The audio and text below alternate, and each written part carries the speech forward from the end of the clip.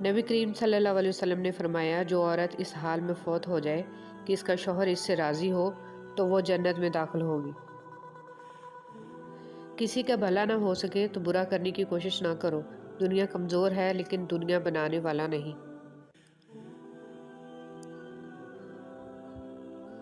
حضرت علی رضی اللہ تعالیٰ عنہ نے ارشاد فرمایا، جو بہت اچھا لگے اسے بہت کم ملا کرو، جو انتہا سے زیادہ اچھا لگے اسے صرف دیکھا کرو، اور جو دل میں سما جائے اسے صرف یاد کیا کرو، کیونکہ جو جتنا قریب ہوتا ہے دنیا اسے اتنا ہی دور کر دیتی ہے۔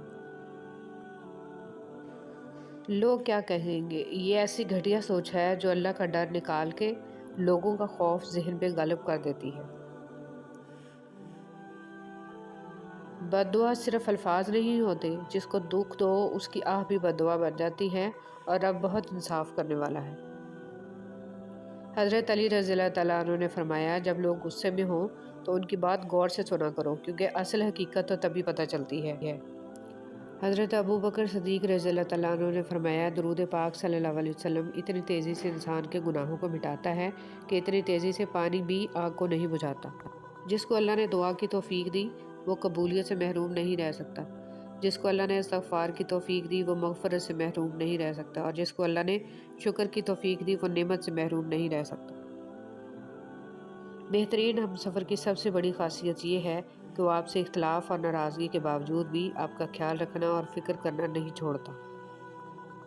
جب تم نماز نہیں پڑھتے تو یہ مت سوچو کہ وقت نہیں ملا، بلکہ یہ سوچو کہ تم سے ایسی کون سی خطا ہوئی ہے کہ اللہ نے تمہیں اپنے سامنے کھڑا کرنا بھی پسند نہیں کیا۔ ایک بزرگ سے کسی نے پوچھا کہ عبادت کرنے کے لیے بہترین دن کون سا ہے؟ بزرگ نے کہا، موت سے ایک دن پہلے۔ اس نے حیرت سے کہا کہ موت کا وقت تو معلوم نہیں، فرمایا تو پھر زندگی کے ہر دن کو آخری دن سمجھو۔ صبح کی نیند انسان کے ارادوں کو کمزور کرتی ہے، منزلوں کو حاصل کرنے والے کبھی دیر تک سویا نہیں کرتے۔ حضرت علی رضی اللہ تعالیٰ عنہ۔ تنہائی میں اللہ کو یاد کرنے والا شخص۔ رسول اللہ صلی اللہ علیہ وسلم نے فرمایا، 7 طرح کے لوگ ہوں گے جن کو اس دن اللہ اپنے سایہ میں جگہ دے گا، جس دن اس کے سایہ کے سوا اور کوئی سایہ نہیں ہوگا۔ ان میں سے ایک وہ شخص ہے جس نے تنہائی میں اللہ کو یاد کیا اور بے سختہ آنکھوں سے آنسو جاری ہو گئے۔ مرد کو عورت کے کردار کی کتنی فکر ہوتی ہے، اتنی فکر اگر اپنے کردار کی کرے تو کتنی عورتیں بد کردار کہلانے سے بچ جائیں۔ قبر میں ساتھ جانے والی سنت داڑھی، وہ واحد سنت ہے جو قبر میں بھی آپ کے ساتھ جاتی ہے۔ کھجور کی گٹلی پر باریک سا جھلی نما ایک چھلکا ہوتا ہے جسے قطمیر کہتے ہیں۔ اللہ فرماتا ہے، انسان اس کا بھی مالک نہیں ہے، پھر اکڑ کیسی؟ ان لوگوں سے مت ڈرو جو اپنا بدلہ لینا جانتے ہیں، بلکہ ان لوگوں سے ڈرو جو اپنا معاملہ اللہ پر چھوڑ دیتے ہیں۔ اگر تم قرآن کو آنکھوں سے دیکھو گے تو الفاظ نظر آئیں گے، دماغ سے دیکھو گے تو علم نظر آئے گا، دل سے دیکھو گے تو محبت نظر آئے گی، اور اگر اپنی روح سے دیکھو گے تو تمہیں خدا نظر آئے گا۔ مولانا رومی۔ ٹھکانہ قبر ہے تیرا، عبادت کچھ تو کر غافل، کہاوت ہے کہ خالی ہاتھ گھر جایا نہیں کرتے۔ مکافات عمل دستک نہیں دیتی اور نہ ہی اسے کسی در کے کھلنے کا انتظار رہتا ہے، یہ تو جہاں جاتی ہے اپنے لیے دروازے کھول لیتی ہے۔ جو آج تم کرو گے کل وہی تمہارے ساتھ ہوگا، اس لیے کسی کی زندگی جہنم بنا کر سجدوں میں جنت مانگنا چھوڑ دو۔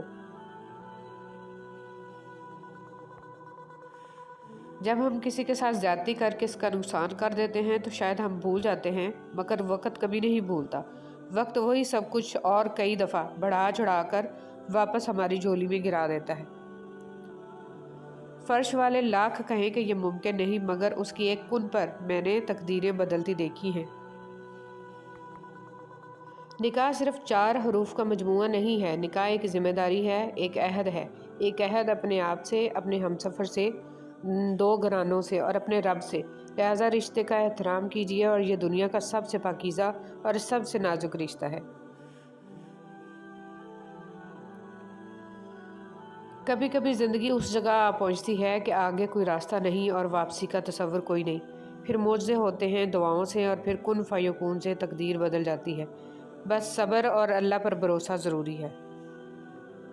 اور سجدے میں جا کر اللہ سے بات کی تو پتہ چلا کہ وہ آزمائے گا مجھے دنیا کی ہر محبت دکھا کر، اور پوچھے گا کہ بتا کون ہے تیرا سوائے میرے۔